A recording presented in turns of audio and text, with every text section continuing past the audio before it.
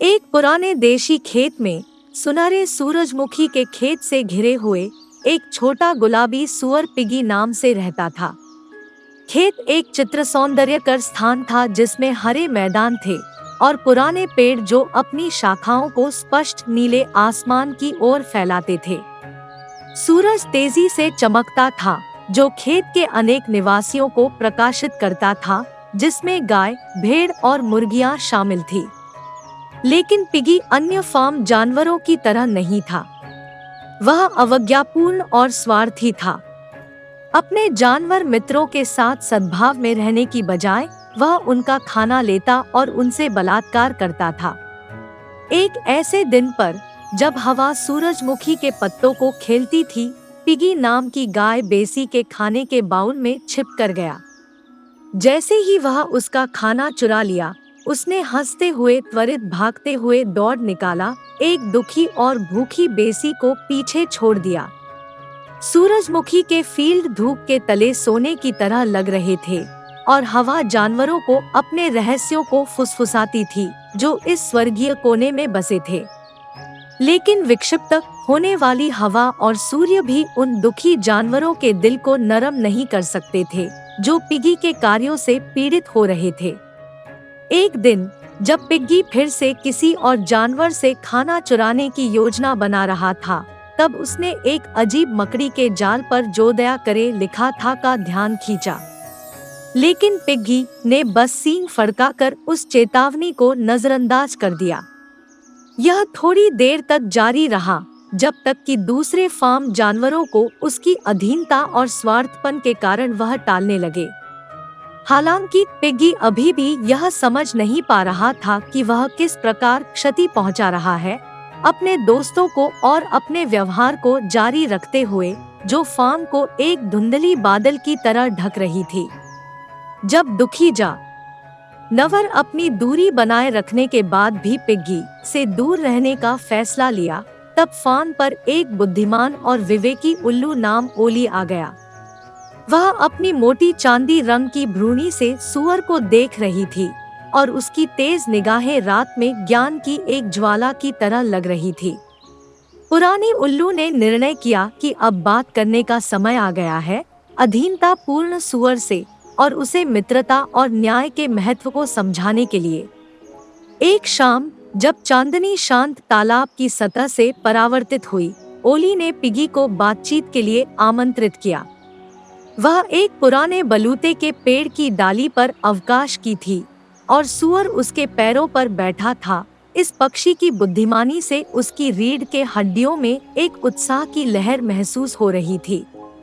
देखो सुअर, ओली बोली, अपनी चोंच को जानवरों की ओर इशारा करते हुए जो अपने बसेरों और बंदिशों में शांतिपूर्ण नींद में सो रहे थे। हर एक का अपना तनदिल होता है और वे एक दूसरे के साथ सद्भाव में जीने की कोशिश कर रहे हैं। लेकिन तुम्हारा व्यवहार सिर्फ दर्द और निराशा लाता है। बुद्धिमान उल्लू के शब्द जंगल में बहते हुए हवा की तरह थे और उनकी सच्चाई सुअर की आंखों में प्रतिबिंबित हो रही थी। हालांकि सुअर अभी भी अपनी दोष आदान प्रदान को स्वीकार करने के लिए तैयार नहीं था और उसने जवाब दिया, मैं सिर्फ मजे कर रहा हूँ और मुझे नहीं लगता कि मुझे क्यों बदलना चाहिए। ओली ने अपना सर धीरे से हिलाया और कहा, मित्रता और न्याय ही वह बातें हैं जो दुनिया को रहने योग्य बनाती है। सुअर, अगर आप अन्यों को दुख पहुंचाते रहते हैं तो आप उनका विश्वास और सम्मान खो देंगे और अकेले हो जाएंगे। उस समय एक सुंदर तितली ओली और सुअर के पास उड़ते हुए दुनिया की सुंदरता और कोमलता के प्रतीक थी। उल्लू ने जारी रखा, अगर आप आपके आसपास के जानवरों की कीमत चुकाना शुरू कर दें तो आप इस खूबसूरत दुनिया का हिस्सा बन सकते हैं। दिन बीते और बुद्धिमान उल्लू ओली के शब्द धीरे धीरे सुअर के दिल में प्रवेश करते गए। एक दिन अपने कर्मों पर विचार करते हुए सुअर भटकते भटकते दूर चला गया और खुद को जंगल में पाया। वहाँ धुंधली रोशनी राज करती थी और पक्षियों के गाने के तले एक प्राचीन मंदिर की भांति पेड़ की टंकियां शांतिपूर्ण रूप से कांप रही थी। जंगल में पिग्गी खतरे से भिड़ जाता है।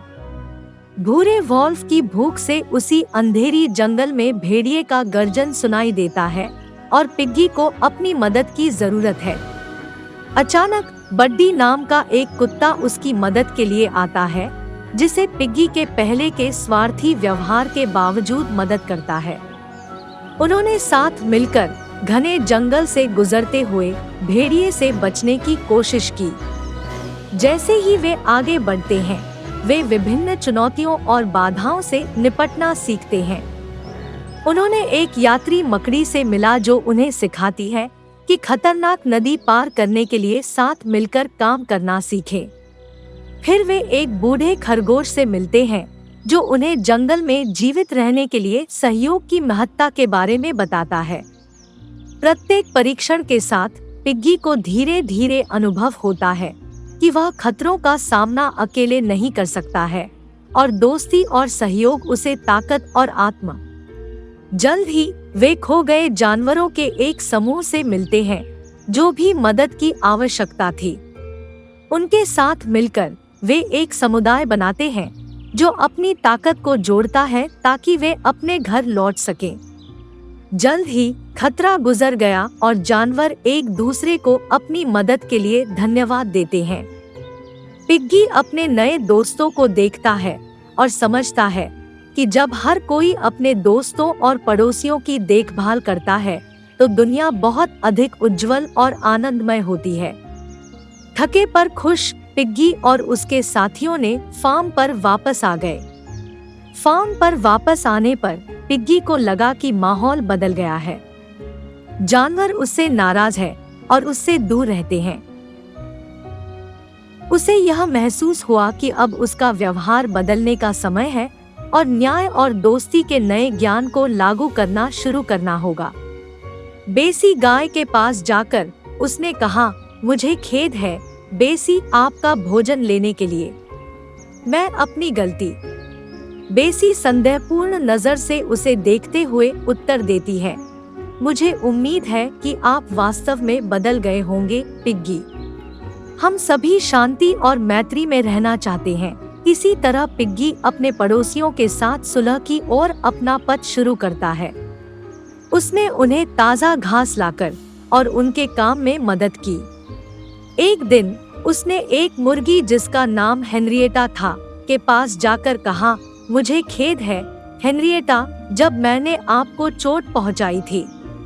मुझे यह अनुभव हुआ है कि दोस्ती और दूसरों का सम्मान अपने स्वार्थी मनोरंजन से ज्यादा महत्वपूर्ण है। हेनरिएटा सिर हिलाकर उत्तर देती है, धन्यवाद पिग्गी। मुझे खुशी है कि आप बदल गए हैं। अब हम दोस्त हो सकते हैं। उसी तरह पिग्गी दूसरे जानवरों से माफी मांगते रहे और धीरे धीरे उनकी माफी को स्वीकार किया गया। उन्होंने अपने दोस्तों की देखभाल करना शुरू किया और उनके साथ जीवन की खुशियों और दुखों को साझा करना शुरू किया। जब दूसरे जानवरों ने देखा कि पिग्गी वास्तव में दयालु और निष्पक्ष बनने की कोशिश कर रहा है, तो उन्होंने उसे माफ कर दिया और उनकी समुदाय में फिर से स्वागत किया। तुमने बड़ा कदम उठाया है पिग्गी, बुद्धिमान उल्लू ओली ने गर्व से पिग की ओर देखते हुए कहा। अब तुम जानते हो कि मित्रता और निष्पक्षता की शक्ति हम सब के लिए दुनिया को बेहतर बना सकती है। अपनी गलतियों को स्वीकार करते हुए और दूसरे जानवरों से माफी मांगते हुए पिग्गी ने अपनी ईमानदारी और बदलाव की इच्छा दिखाई। अपनी ईमानदारी दिखाने के लिए उसने अपने दोस्तों को एक सरप्राइज देने का फैसला किया। एक सुबह पिग्गी ने अपने हर दोस्त के पसंदीदा जब पुराने ओक के पेड़ के नीचे जानवर एकत्र हुए तो उन्हें पिग्गी के दयालु इशारे से खुशी हुई। राल्फ पिग के पास गया और कहा, पिग्गी, हम तुम्हारे प्रयासों को देखते हैं और हम यकीन करते हैं कि तुम सचमुच बेहतर होना चाहते हो। चलो फिर से शुरू करें और दोस्त बने। पिग्गी मुस्कुराई और उत्तर दिया, धन्यवाद राल्फ। मैं निश्चित रूप से सभी तुम्हारे लिए एक बेहतर दोस्त बनने की कोशिश करूंगा। इस तरह जानवरों में पिगी समेत सभी दोस्तों की मित्रता और न्याय के साथ रहना शुरू हो गए। उन्होंने अपने असहमतियों को पर किया और सच्चे दोस्त बन गए, एक दूसरे की देखभाल करते हुए और जीवन की सभी खुशियों और मुश्किलों को निष्पक्ष रूप से बांटते हुए। एक दिन जब वे सभी पुराने ओक के नीचे एकत्र हुए तो बुद्धिमान उल्लू ओली ने बोला, प्रिय मित्रों, हम सभी ने एक महत्वपूर्ण सीख हासिल की है। देखो कि मित्रता और न्याय की शक्ति ने हमेशा